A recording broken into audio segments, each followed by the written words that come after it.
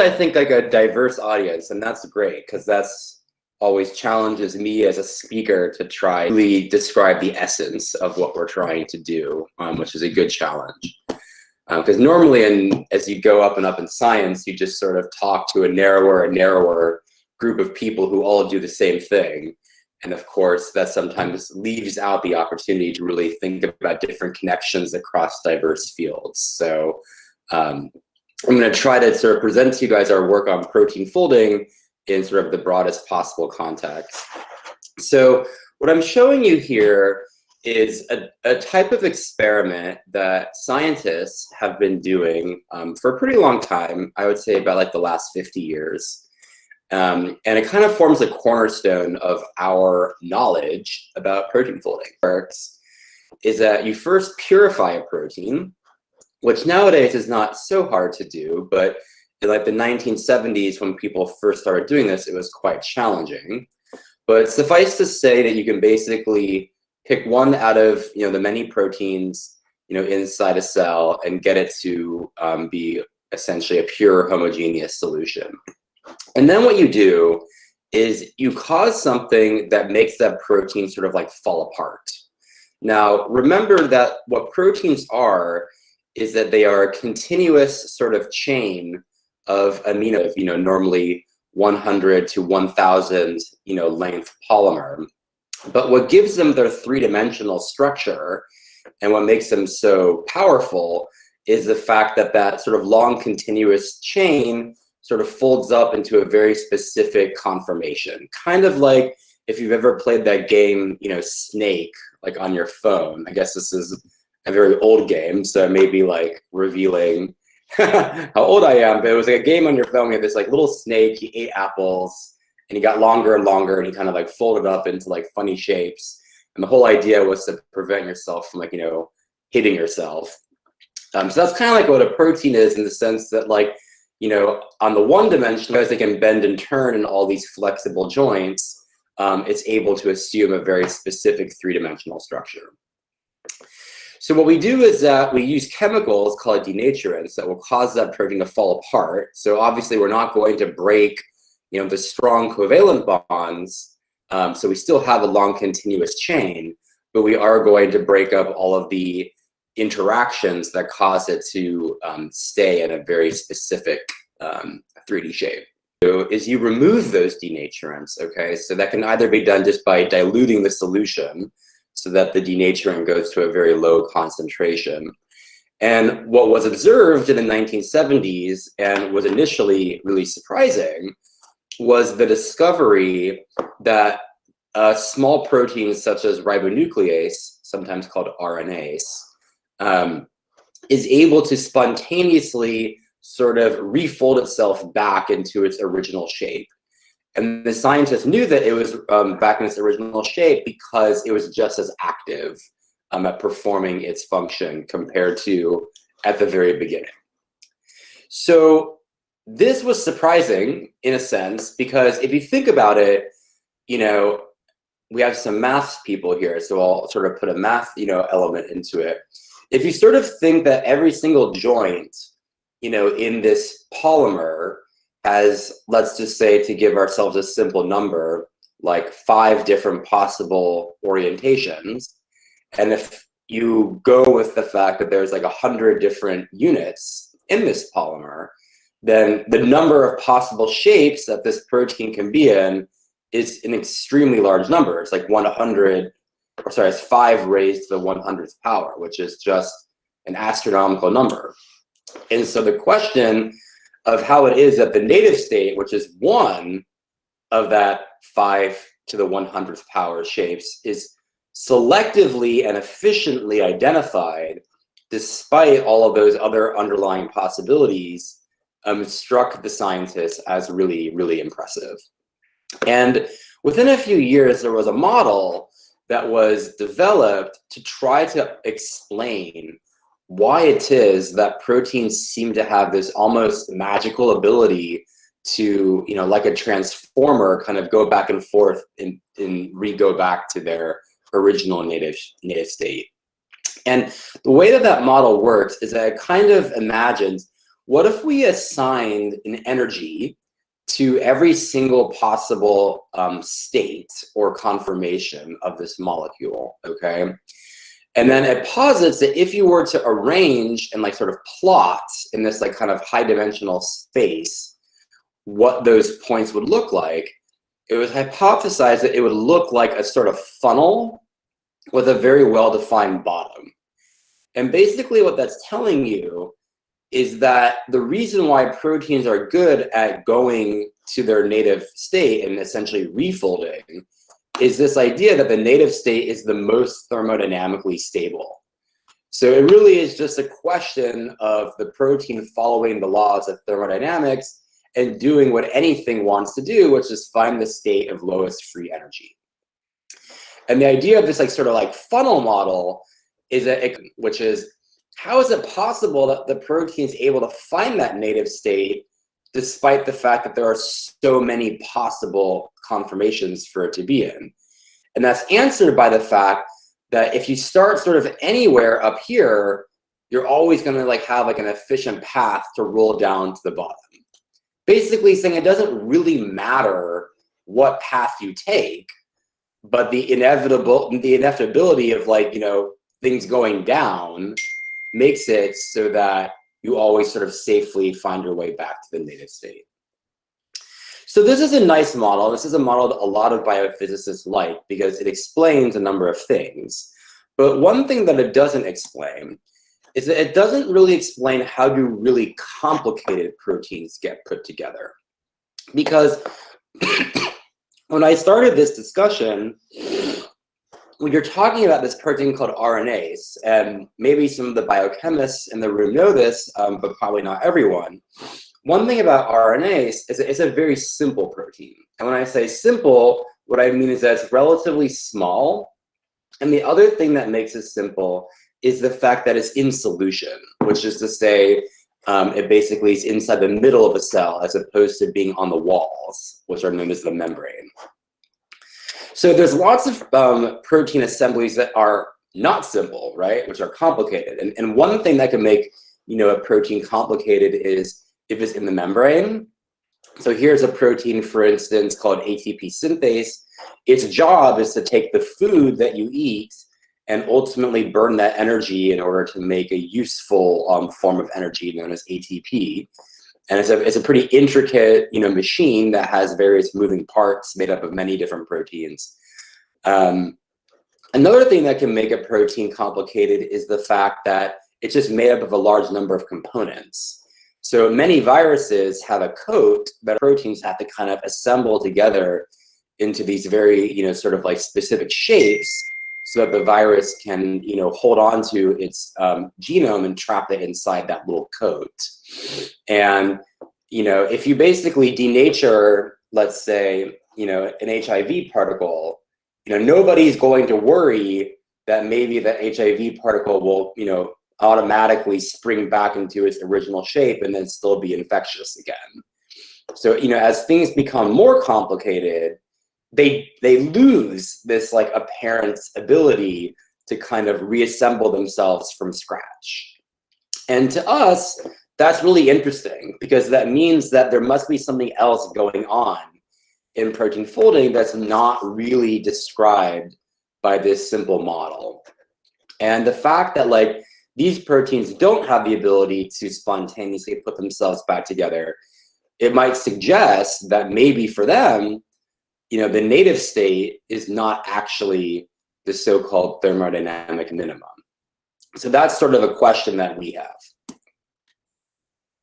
So then with that sort of introduction, let me then just sort of like restate like the question that we're going to be focused on today, which is we want to really ask which proteins are able to reversibly refold from a completely denatured that. And the reason why we think that's an interesting question to ask is structure. They're not doing this in real life inside a test tube. They're actually doing it inside a cell.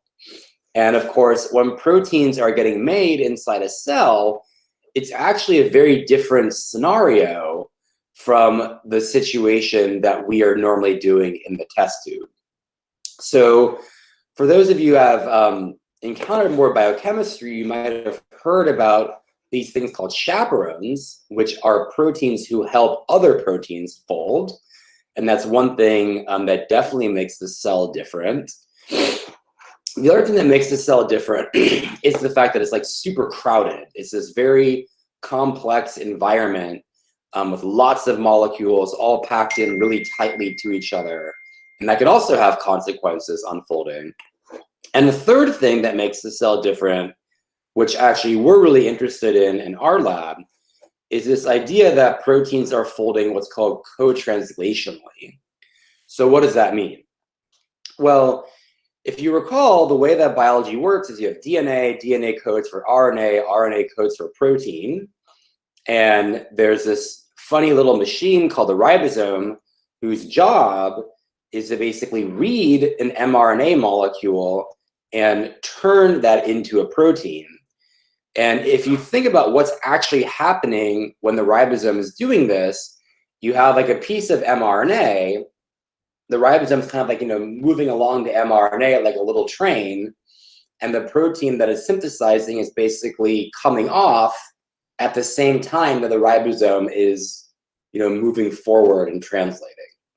So what that means is that as far as protein folding is concerned, it's not like when we're folding a protein, like you have the whole molecule and the whole thing has to fold all on its own. It's folding up on itself at the same time that it's being synthesized in real time. So it's kind of like imagining almost like an assembly line. And that's a feature about how proteins fold in the cell that's very different from what we do in experiments like these. And so that's something that we're going to be keeping in mind when we look at proteins that are not good. In order to do this, we first had to come up with an experiment. And the reason why we had to sort of think pretty hard about this is because whilst it's true that people have been studying protein folding using experiments like this for a very long time, basically going back to like the 1970s, what had always been done and what still is done to this day is that we normally start by having a single protein that we purify, and we're looking as you get your data back and you need to know, like, well, which protein are the data talking about? And obviously, if you have a complex mixture of proteins, then you won't really know which protein your data refers to. So that's sort of why it's so conventional to purify something first, so that you know what you're looking at. But for us, that was exactly what we wanted to do differently, because what we wanted to do was not just look at the folding of one protein, but we wanted to look at the folding of ideally all of the proteins in E. coli. And there's about 4,000 genes in E. coli, so that means there's a roughly 4,000 different proteins that E. coli have. So how are we going to do this? How are we going to look at a complex sample that has 4,000 different proteins? So here's how we do it.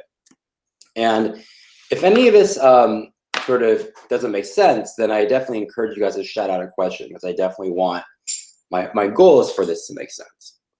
So in this experiment that we've been developing and working on in the past 2 years, we start with cells. In this case, it's this little guy, E. coli. And we break open the cells. That's called lysis. But we break open the cells in a specific way, which is known to do a very good job of keeping proteins in their original native structure. So that's to say, this lysis should not use components that would cause the proteins to unfold or get disrupted, but rather we're just breaking open the cell but keeping all the proteins intact. So we call that the native sample. And then what we do is that we take a portion of that sample, we split it off, and then we globally unfold everything by using these really these chemicals called denaturants. The one that we use is called guanidinium hydrochloride.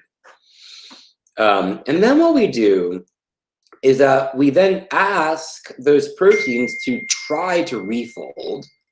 And the way that we do that is by rapidly removing that guanidinium chloride. So a priori, we could kind of imagine that there's really like three possible fates that could happen to a protein in this mixture. On one hand, it could refold and go back to its original shape. And that's what the biophysicists tell us that a protein should do. So these are like the good proteins. On the other hand, another possibility is that the proteins could aggregate. And that basically means they stick to each other and form like a gummy little mess. And it's long been known that proteins that are not able to properly refold are more likely to kind of stick to each other. The way to sort of think about that is kind of like what you do when you make scrambled eggs, right? Like an egg is mostly made up of the protein albumin. You heat up the albumin and the proteins unfold, and then what oftentimes happens, they kind of stick to each other. And that's why your scrambled egg is a solid and not a liquid like the original egg was. But another possibility that could happen is that the protein stays soluble, which means it's not, an isolated molecule in solution, but somehow it's just unable to fully go back to its original shape. And we might call that a misfolded form of the protein. So the key part of this experiment, the key step that you really need to understand is that we use this enzyme called proteinase K, which is a very special protease. So first of all, I should maybe define the term protease. So a protease is an enzyme whose job is to cut up other proteins. So this guy's kind of like a little Pac-Man because he sort of nibbles away at the bonds within other proteins. And one thing to know about proteinase K is that it has a very strong preference to cut at regions that are exposed or unstructured. So what that means is that if you take your mixture of proteins and combine it with proteinase K, then what you're going to get are these little cuts that are specific to the regions of the protein that are kind of facing the exterior and which are more flexible or more loopy. So that's what I've tried to draw here, these cuts at these, kind of more loopy regions. Now, the reason why that's important is because if a protein were able to refold and go back to its original shape, then we would expect that proteinase K would be able to cut the protein in the exact same places, right? Because if it's the same shape, then of course proteinase K would see it as being the same thing.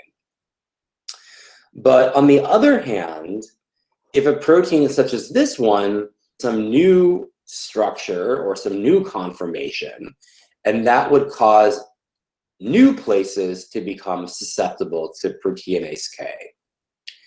And what that means is that a protein that is a non-refolder will basically get that sort of structural information encoded in the creation of cut sites at different locations that have become exposed in that new structural shape.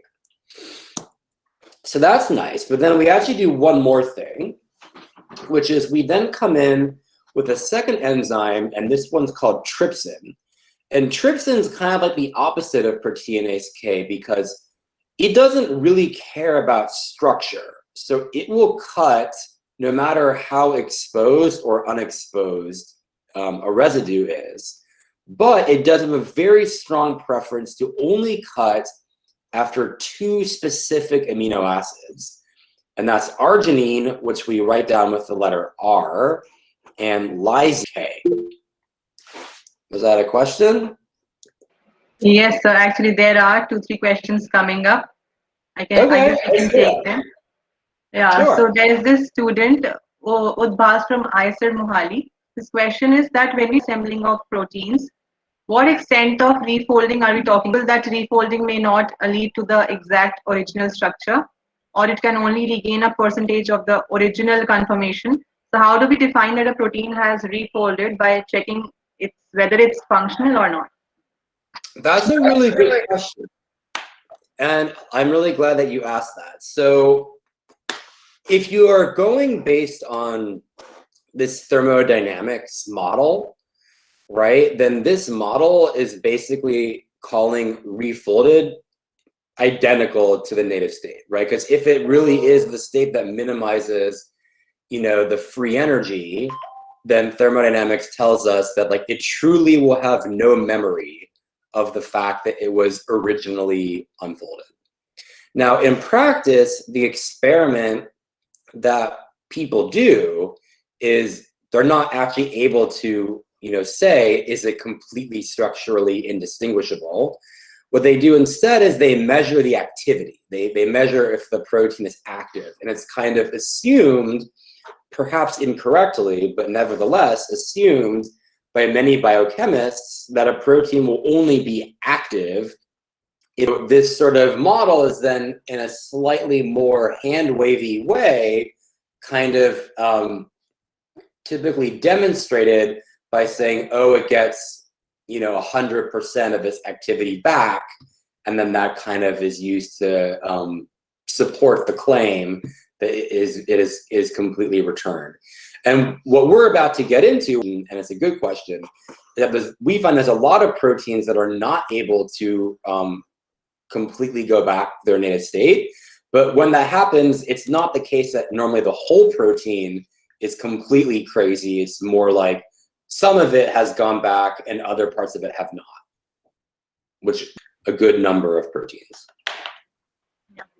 Another question, sir, is from Devesh. He's asking, why doesn't every protein fold to reach the stable state? So that's a really good question. We would like to know the answer to that. And our hypothesis is that there's something about how the protein gets made when it's being made in the cell that allows it to find a particular state that is maybe not necessarily the true thermodynamic minimum, but is basically what we would call metastable. So let me all of this so when you have like salad dressing, right? So salad dressing is normally, has like oil and water in it, right? And we know that like ultimately, if you wait a very long time, you'll get the oil completely at the top and the water completely at the bottom, right? Because they're in two separate phases. So thermodynamically, your salad dressing bottle should have all the oil, in one section and all the water in the other section, and that wouldn't be a very nice salad dressing, right? But when you buy it in the store, of course, it's mixed and it's called an emulsion. And the reason why when you buy it from the store, it looks like that is because when they made the salad dressing, part of how they made it involved sort of mixing these things all together really quickly, which kind of traps it in this emulsion. Now, of course, if you let that salad dressing sit for like a really long time, eventually it'll phase separate. But in the amount of time that it takes for you to buy it between when you eat it, it's still in the state that you want it to be in. So that's what we would call metastable, which is to say that like it has a memory of how it was made. So the fact that it was made with a lot keeps that information, and that affects the fact that it's now in the emulsion state, even though that's not the true thermodynamic minimum. And if you let it sort of sit for a really long time, it eventually goes to something else. So we think maybe proteins are doing something similar, that like they're made in a certain way that allows the cell to keep them in a state that lasts long enough as far as the cell cares, right? Because E. coli only lives for like, 30 minutes before it divides. So if the protein sort of does something wacky, like a year from now, like who cares? That would be kind of our one explanation that we have. Yes. Is there any more questions? Yes, so there is another question also. Okay. He asked, since we are freely discussing about protein folding, can I establish a proper molecular mechanism for neurodegeneration, like Parkinson's disease and Alzheimer's disease, cystic fibrosis, but anything like that can be predicted? Could that be predicted for neurodegeneration? So that's a really good question. So a lot of neurodegenerative diseases currently are believed to have a strong from protein aggregation. So that's what I was showing here. And there's a number of proteins, like famously protein, which we know if you autopsy the brain of a person who had that disease, we find these like little nasty plaques inside the neurons that are made up of certain proteins that have aggregated together. So that basically leads, I mean, in many ways, that's kind of the motivation, you know, for why so many biophysicists are so interested in this problem, because it does have a connection to a lot of, you know, very, you know, devastating and important human diseases. And while I would say that this project does not directly address that question, it is something that we're also interested in and working on. But the connection is that, you know, you can imagine that if a protein is good at refolding, which is to say it can kind of like find its way back to its native state, then we probably don't have to worry about it, you know, as far as neurodegeneration goes, because it's sort of able to be in its, you know, happy place all by itself.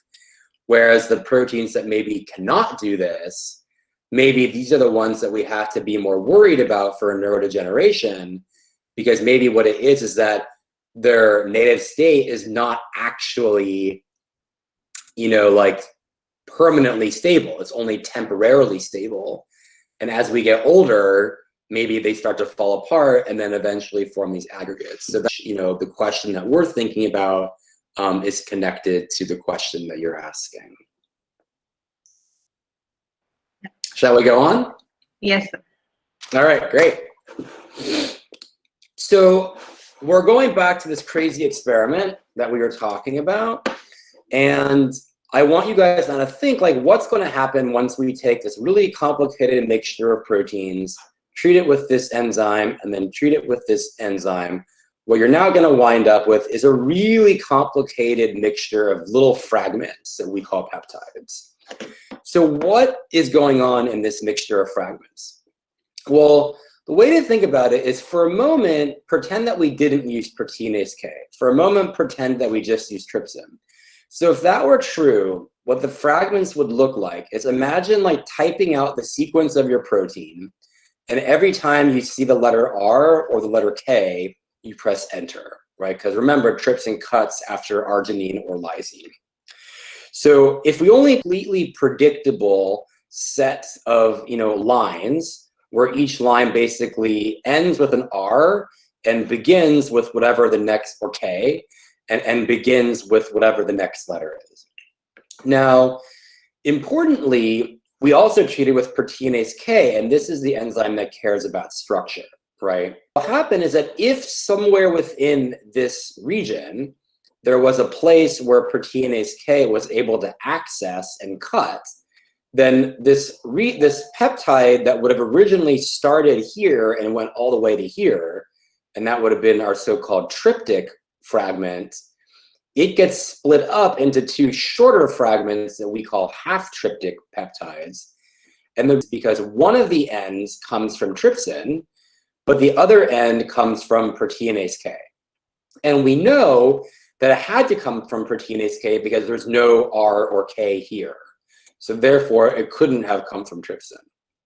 Okay, so what we're going to do is use a fancy instrument called a mass spectrometer and quantify tens of thousands of different peptides in a single experiment.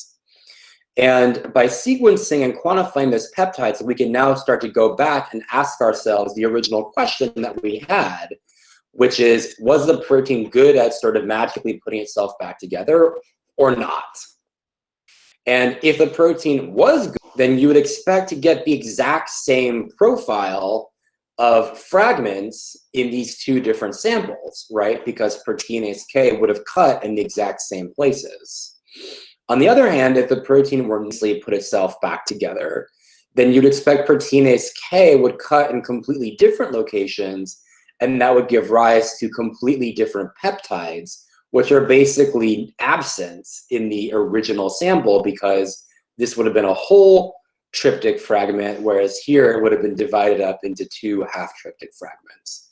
So by seeing a peptide like this that we can assign to this protein, but then not finding that same peptide in this sample, that would then tell us, oh, wait a minute, this protein, at least at that particular region, has done something different.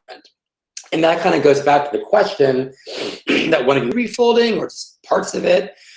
So that's actually, this is not maybe a very good cartoon, because it's exactly what you were suggesting, where we'll find like regions of the protein where it looks the same, but then other regions where we see cuts that are absent in the other. Okay. I might skip over some of these controls just because, how much time do I have left, Nandini? Maybe another 30 minutes or? Oh, Sorry. I saw someone raise their hand. Okay, so if anybody has any doubt, we can come up and ask.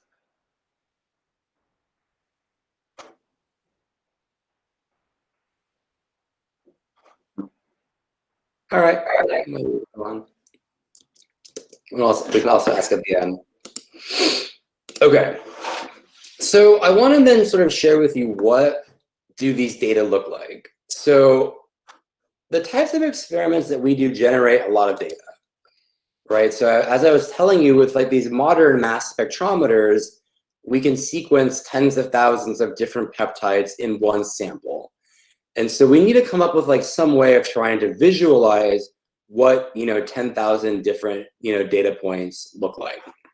And one way that people like to do that is using this kind of like funny graph that's called a volcano plot. So what's going on in this plot? So each dot represents a peptide that we have sequenced and quantified. And then on the x-axis, I'm showing you, was that specific peptide more abundant in the refolded sample, the native sample, or was it roughly the same in both? Now, if it's roughly the same in both, then the abundance ratio is going to be 1, and then the logarithm of 1 is 0. So that means you'll see a lot of points that are close to 0 if there's basically the same amount of it in the native as in the refolded version. On the other hand, you see there's a big cluster of dots that are way out to the right, and these are the ones that essentially are so much more abundant in the refolded than in the native that we basically aren't really able to quantify them, or we're not really able to see them in the native. They're just not detectable because they're so small. And likewise, in the on the other end of the plot, we have a big cluster of points at a very small number, and that represents peptides that were much more abundant in the native than in the refolded. These are ones that we basically couldn't detect in the refolded. So that actually kind of makes sense if you go back to this picture, because remember, for a protein that refolds, we would basically expect all the same peptides to be there in a 1-to-1 ratio. Whereas for proteins like this, we would expect, at least for the regions that don't refold, for there to be sort of these fragments that basically, if you ask like what is their ratio, essentially there's none of it here. So that would basically nominally give you infinity. Of course, in reality, we have to threshold it at some point based on our limits of detection, but that's the idea. Okay. So that's sort of what the x-axis represents. Now the y-axis, what that is telling you is how confident are we that that point is truly different between the refolded and the native. So we have 3 replicates of both.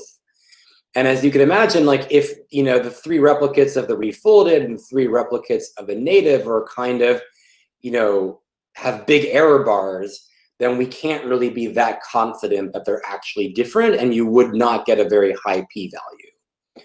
So what we do is that for each one of these points, we have 3 replicates in, refolded and 3 replicates in native. And the higher the point is, the more confident we are that their difference is real. And that's what's represented by this minus logarithm of the p-value. So we like the points that are basically far from 0 on the x-axis and high up on the y-axis, because those are the ones that we trust. So if we another way of looking at that data is to histogram them, right? So each one of these bins represents an abundance ratio.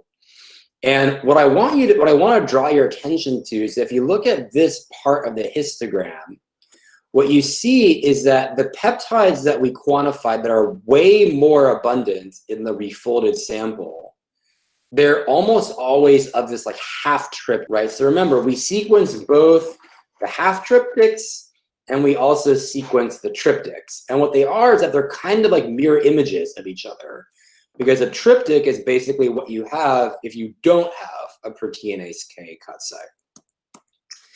And what I want to draw your attention to is that if you look at the peptides that are more, they're almost entirely of, and when we do that, we identify a total of about 1,500 proteins, which represents about, I would say, 75% of all of the proteins that E. coli is expressing. And of that, we can then classify which ones are the so-called refolders and which one are the so-called non-refolders. So our definition of a non-refolder is that it has to have 2 or more peptides that are sort of in this region of significance, okay? We say 2 or more because, you know, 1 might just be a fluke and we're not going to, you know, make a big conclusion just based on 1. But if we have 2, then we're like, okay, it's probably not an accident. And we would call those non-refolders.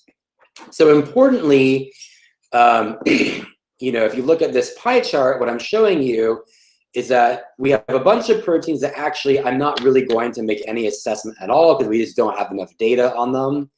But if you look at the subset where we do have enough data, you know, roughly 2/3 of them are refolders, which is to say our experiment can't find any difference between the native form and the refolded form. They look identical to us.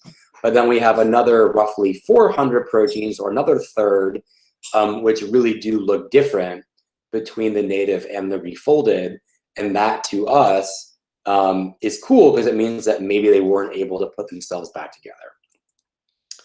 So our job then becomes to try to figure out, well, what is it about a protein that would make it bad at putting itself back together? And so what we then do is we kind of go on into this, like, you know, bioinformatics, you know, sort of line where we try to like get all these little, you know, pieces of information about each one of these proteins and try to see, like, can we sort of get patterns to come out of that? So one pattern that we are able to sort of, you know, look into is this idea of number of subunits, right? So if a protein is a monomer, what that means is that the entire functional protein is just made up of one polypeptide chain. So it's basically one molecule folded up into a protein. Whereas a dimer is a situation where you have sort of 2 separate molecules that not only have to fold up, but they also have to like come together and assemble this complex. And then so-called trimers are 3. And so what these percentages are telling you is how many proteins were refolding within that category. And as you can see, monomers really are good at refolding. Like the vast majority of them do. But as you go to sort of trimers and tetramers, they actually get significantly worse at refolding. And then kind of interestingly, as you then go away from tetramers, they then actually get slightly better again. So we think we have an explanation for this. It's maybe a little bit subtle, but, you know, stick with me for a moment. So our hypothesis is that maybe the reason why the refolding goes down is because if you think about what's happening inside the cell, you have these proteins that are getting synthesized on a ribosome. And not only are they getting synthesized on a ribosome, they're sort of able to assemble as they're getting made at the same time. And that could be particularly important if you are like a dimer or a trimer, because in that situation, it could be very helpful to have the ribosome sort of help you find your neighbors, which you're not really going to get that same help when you're trying to refold in the test tube. On the other hand, it seems that as you go to bigger and bigger assemblies, that maybe at that point, the assembly becomes big enough that you have to do more of your assembly in solution anyway, because it's just simply not possible to coordinate that many ribosomes anymore. But that's one hypothesis that we have about why there's this kind of really noticeable trend with respect to a number of subunits. So another thing that our data really pointed out was this idea of looking at the number of domains. So a domain is kind of like a unit of a protein, right? That like the simple proteins are normally only made up of like one domain, but the more complicated proteins that do sort of more complicated jobs, they're typically made up of having multiple domains, each one of which performs an individual function, and then they're kind of threaded together with each one of those domains like own individual, you know, little mini protein, you could say. And what we find is that the more domains that a protein has, the less good it is at refolding. And again, that sort of makes sense because what we know is that when a protein is getting made on the ribosome, it has this opportunity to kind of like fold one domain before the next one even gets made, right? So again, it's this idea that because the ribosome helps you couple folding to synthesis, it gives you this sort of way to kind of like do your folding in little bits and chunks. Whereas if you just like have the entire protein with all the domains unfolded, then it becomes much harder because there's a possibility that you start sort of like, you know, mixing and matching your, you know, parts of the protein incorrectly. But that wouldn't have been a risk if you were able to kind of like fold in real time as you're getting made before the other domains had even had a chance to get synthesized. So we think that that's why, as you go up in domains, you really go down in the number of proteins that can refold themselves. So another thing that we looked at, this is where we're getting now more into like what's called structural bioinformatics, is that there is a way that we can basically look at the structure of a protein and classify it in terms of what type of fold it is. Okay, so there are certain basically like, you know, very general structures that proteins tend to fall into. And what a good structural bioinformaticist can do is basically look at a protein structure and say, aha, like that's a Tim barrel, or aha, that's an OB fold. It's basically like, you know, they're like proteins come in families, right? And this is sort of the way of classifying what those families are. And what we find is that there are certain families that are really good at refolding. Like all 100% of the examples that we have, you know, are able to refold. And what's interesting is that that category is enriched for these kind of like so-called simple folds that have normally been extensively studied, including things like the beta-lactamase type or like the SH3-like. But then on the other end of the spectrum, we have like folds that are inherently more topologically complicated. And what that means is that they're having a harder time putting themselves back together. So this kind of tells us that like there's something about the topology of a fold and whether or not it has like a complicated architecture or a simple architecture that is related to whether or not it has this like a refolding ability. Okay, So in the next part, what I want to now start talking about is this idea of kinetics. So kinetics is the idea of measuring how fast or how slow a given chemical process is. And classically in the protein folding field, people have spent a lot of time thinking about kinetics because the rate of protein folding can tell you a lot about its mechanism. So in our experiment, we can kind of do kinetics.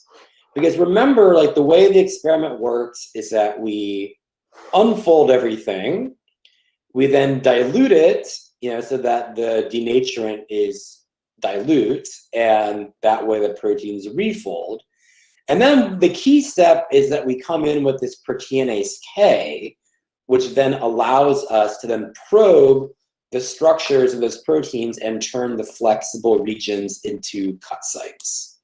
So the reason why we can do kinetics is because in this experiment, we can dilute in order to start refolding.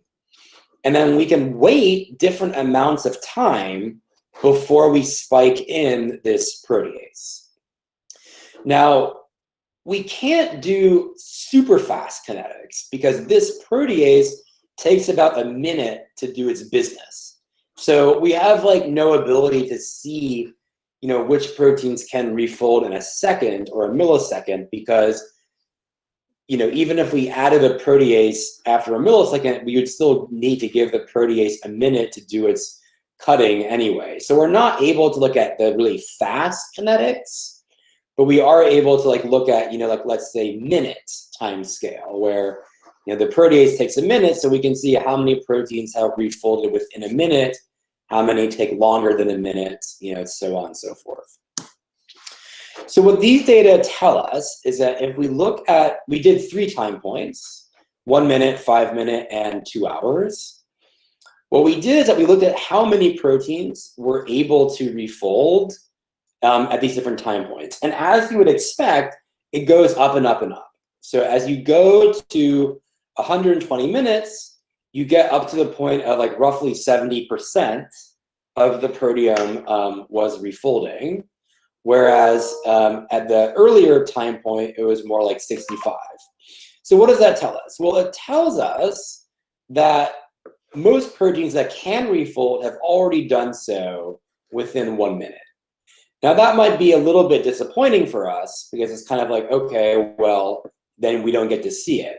But on the other hand, it's also kind of good news for us because that would actually be consistent with most of the literature. Most of the protein folding literature, tells us that proteins can fold within a few seconds. So the fact that in our experiment, most of the proteins that can refold have already done so within a minute, that's basically saying, well, it's consistent with what has generally been seen before. But what's cool is that if you look at these so-called non-refolders, they kind of go down from let's say roughly around 550 to around, or 520 to around 400. So what that means is that we actually really do have 120 slow refolders, which are proteins that take more than a minute to get back to their original shape. So we can now ask the question, what is it about a protein that makes it a slow refolder? Why are they taking more than a minute to find their way back home? And we can start to now do these same types of analyses where we ask, okay, well, what are the traits of these proteins? So we can do this same thing where we look at monomers, dimers, trimers, and interestingly, they sort of go up in their refolding level roughly the same. But on the other hand, by the time you get to hexamers, these actually do really benefit from having additional time. So essentially, if you have 6 subunits, it just takes more than a minute to get all those 6 pieces, back together in one place. So that tells us that there is definitely an effect for these bigger assemblies to be slower. And the same goes for the number of domains. Generally 1 domain, 2 domain, 3 domain, you can see that the slope is roughly similar for all those guys. But if we're talking about the proteins that really have loads of domains, like 6 or 7, those are the ones that actually really do benefit from giving them lots of time. And so that's kind of interesting to see. Another thing that we can look at is these called cofactors. So cofactors are other components that are a part of the protein, but which are not covalently a part of the primary peptide chain. So an example that a lot of us are familiar with is something like heme. So heme is the thing that makes your blood red, and it's this, iron molecule, and that is what gives it its ability to carry oxygen. So we call it a cofactor because it's not a part of the actual protein chain, but it's like this extra molecule that gets bound into the protein, which the protein has to basically, pick up. And so what we can do is ask, is there a relationship between like refolding time and these like cofactors? And I guess what I want you to see in this plot is that if you look at the overall trend, not a whole lot really changes between 1 minute and 2 hours. But if you look at the set of proteins that have cofactors, they really, really benefit from having more time. So what that tells us is that one of the things that really can slow protein folding down is is asking it to sort of go looking for its cofactor. But what's interesting is that, at least in the case of these iron sulfur proteins, even though they actually are generally slow at refolding, once you give them 2 hours, they basically have almost, reached like 90% levels of like refolding, which is really high for our experiment. And we think that's kind of interesting because these proteins are believed to be really important during the origin of life. Like they might have been the original metabolic proteins when, we were just a bunch of molecules, on rocks. And of course, rocks are, our minerals are rich in iron and sulfur. So we think this is kind of cool because it's kind of consistent with the idea that maybe these proteins were playing a very important role, a very long time ago, when proteins basically had to be refoldable because there wasn't really anything else to help them. Okay, so this is probably my last, slide with you guys, or maybe last two before, we'll end. I want to sort of talk about something that's very complicated, but I'll try to see if I can explain it well to you guys. So those of you who are biochemists maybe know that there are these other proteins that are called chaperones, and these are proteins whose job is to help other proteins fold, okay? And so you might be wondering, isn't there going to be a really, really big correlation between our experiment and this idea of which proteins need chaperones? So to make a long story short, there are 2 types of proteins that need chaperones. We'll call the one class 3 and class 4. Now the class 3 proteins are the ones that like kind of need the chaperone, but the class 4 are the ones that really need them. And what we find that's kind of interesting is that if you look at the class 4, we see that roughly half of the proteins in that group are refoldable and the other half are not. And that might sort of annoy you because you might be thinking, oh, well, they need a chaperone. So why is it not like 0%? Like, don't they need the chaperone to help them fold? And our sort of like theory about what's going on is that underlyingly, we think there's 2 different reasons why a protein might need a chaperone. On one hand, it might need a chaperone because the protein is prone to aggregating, okay? And if it's prone to aggregating, what that might mean is that this is a protein that actually is able intrinsically to refold itself. It's just that it needs a chaperone to prevent it from sticking to itself. But of course, we do our experiments at very low concentration. So we don't have to worry about the protein sticking to itself. Now, of course, the cell has to worry about it because in the cell, everything is super concentrated. So these are proteins that what we think is going on is that they need the chaperone in the cell to prevent aggregation, but that function is not necessary in our experiment, and as a consequence, they're perfectly able to refold on their own. On the other hand, there might be other proteins where they truly actually need the chaperone to help them fold. That if you don't have the chaperone, they're just going to get trapped, indefinitely in some place where they don't want to be. And so here, these are the chaperone-dependent proteins that are intrinsically non-refoldable. And then on the other hand, there are proteins where if you basically supply them with the chaperone, it doesn't help them fold, but it helps them not aggregate to each other. So that is our hypothesis. And I'll just sort of say that we're doing some preliminary experiments right now that I think really support this sort of classification. So with that, I'll conclude. And I'll just say that this technique that we've been developing, I'm not sure I've actually ever used this acronym with you guys, but we call the technique LIPMS, which stands for Limited Proteolysis Mass Spectrometry. The limited proteolysis refers to the idea of using proteinase K to get those special cut sites.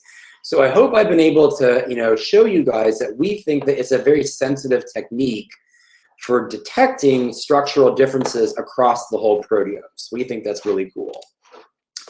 We also think that non-refoldability is actually relatively common, that maybe 1/3 of the E. coli proteome is not really good at getting itself fully back together. We think that this trait is more common amongst large proteins, multi-domain proteins, and certain types of folds that tend to be poorer, refolders compared to the so-called model proteins that have been extensively studied in the field for many years. And finally, our sort of thought is that we think that chaperones are important, but they're not everything, right? That we have lots of proteins that basically, even with the chaperones, they're still not refolding. So we think that chaperones are, of course, an important part of the story, but they're not the whole story. And we think that, in particular, translation on the ribosome is a really important part of what helps proteins get to their native state. So this is a picture of my team. So this picture was probably taken, I would say, 3 or 4 months ago. It might not look like it, but we're all sort of 6 feet apart. And thanks to the magic of wide angle photography, we look like we're all in one frame, which is nice.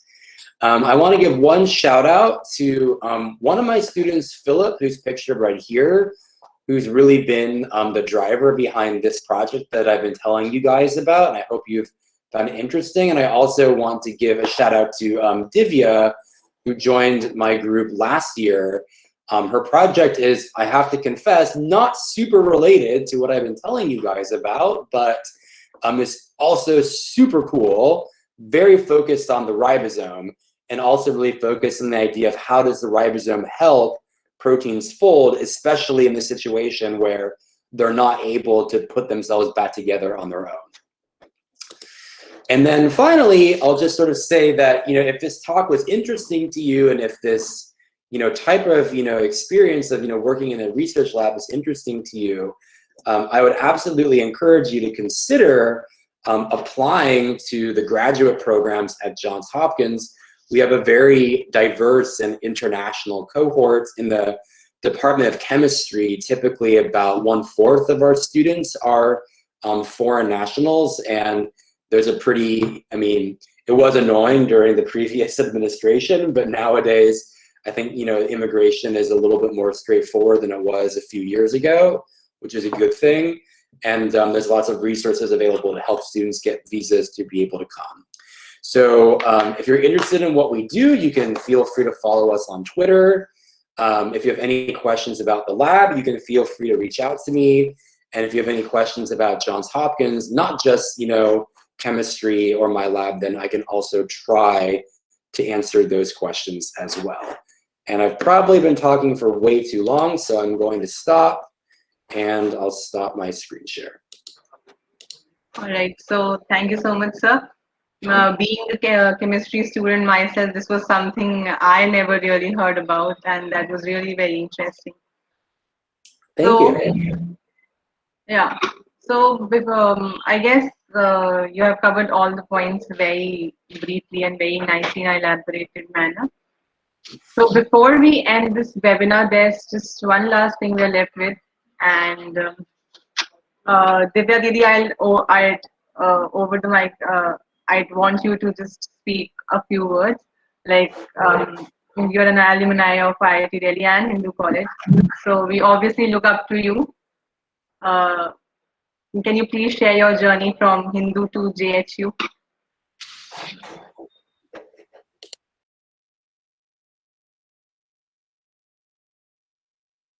You're not audible.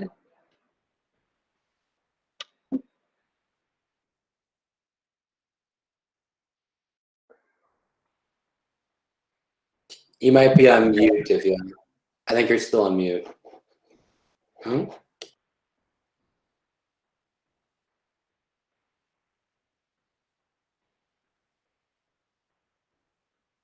Try rejoining once.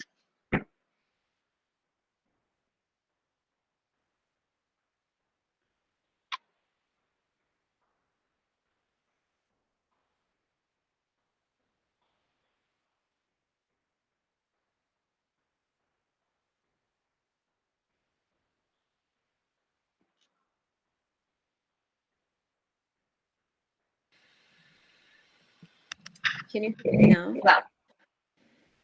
Yeah, thank you so much. First of all, good evening, everyone. And I would say before I speak, we have a few interesting questions from students. So if you can just ask Dr. Stephen about them, like a few of them are really interesting, that would be great. Since I have reached, I have lost all the chat history, but I think you have that, Nandini, so you can speak. How do I pull it? Yeah, you can do that too. Ah, okay, there, I found it. Oh my gosh, there's a lot of questions. Yeah, probably they Can are I maybe do, like- ending it. Yeah, so I'll just take. Can I maybe do 3 or 4? All right, I'll start with Udbas Garai, who said, this is Udbas. Could you please explain the significance of taking log 2 instead of log 10? You know what, that is a funny question, Udbas. I think the reason why people choose 2 is just because if it were 10, then, you know, everything would be squished between like, you know, 0 and 3, because there's really only about, you know, sort of 3 orders of magnitude of, you know, dynamic range on either side. And I guess the advantage of 2 is that people are like pretty good at kind of taking exponents of 2 in their head. So that way they can just be like, oh, this is like at 5, you know, that means it's 32 times more abundant. So I guess E is like a little bit hard to exponentiate in your head, and 10 is maybe like too big. So but I mean, the graph would look the same. It would just be like, I guess, you know, different sort of scaling on the axis, but that seems to be common for the field. Lakshay Samdyan asks, sir, as the new amino acids are coming, will they ease the protein chemistry and its denaturation? Explain example. Maybe we covered that later on after your question, but that is sort of our idea, that during translation, you can kind of think of the ribosome as being almost like the metaphor I like to use is like, imagine you're trying to, like, you know, manufacture a car. You know, like a car, if you want to make one, you have an assembly line.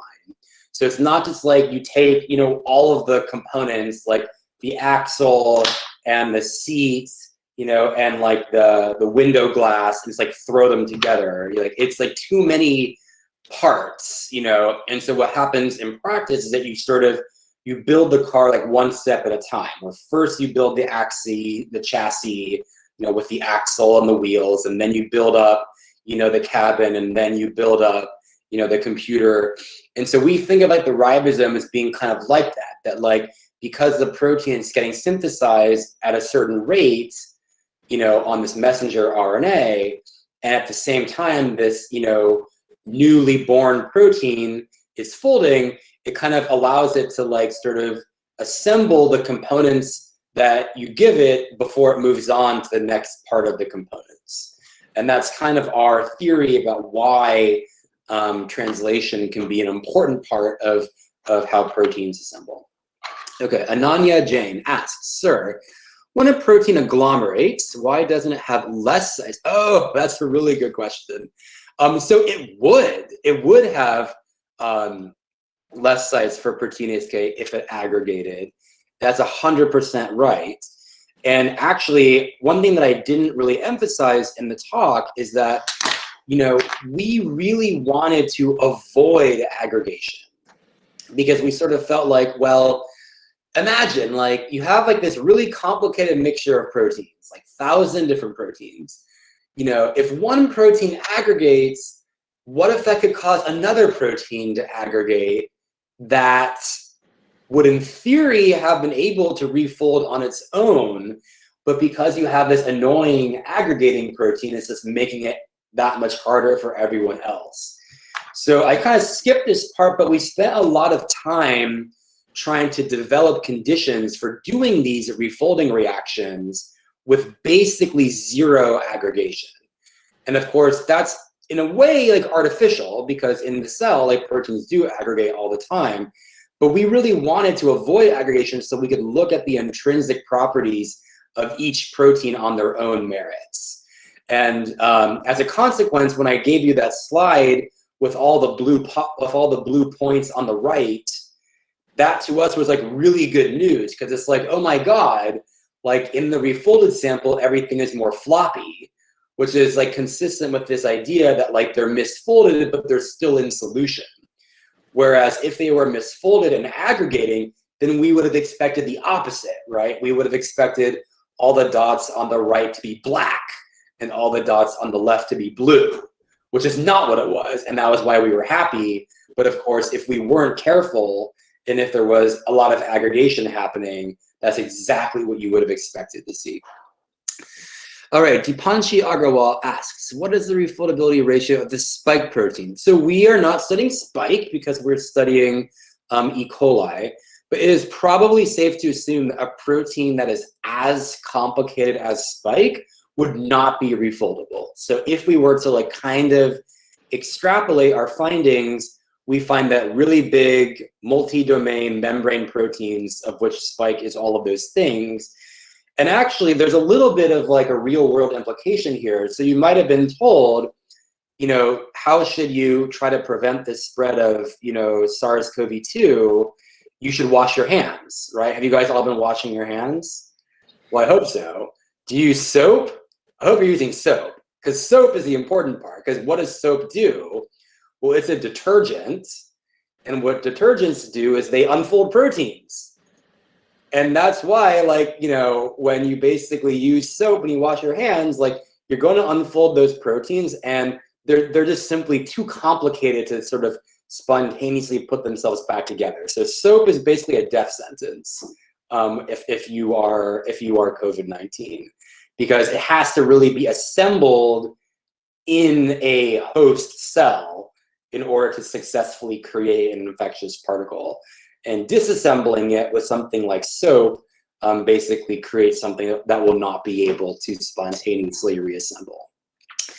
I think I might end there because I want to give Divya a chance to talk, and I think I've been talking for too long, but really good questions. I hope you guys were interested. Yeah, thank you, Dr. Stephen. And am I audible now? I can go? Okay. Bye, guys. All right, so good evening and very informal hi, hello, because my advisor is not here anymore. So my name is Divya Yadav and I'm a member of class of 2016 of Hindu College. And I'm absolutely honored to share my story today with you all guys, like how I started. It's kind of funny because I had no idea when I was 2013, like what I want to do with my life. And we just kind of drove to Delhi with my father. So I'm from Rajasthan, Alwar city. And then we didn't had any college made up in my mind, like which college I'm going to join. And then we just saw the sign of Hindu College first, and my father just drove us there. And it was already noon, and Reena ma'am was there.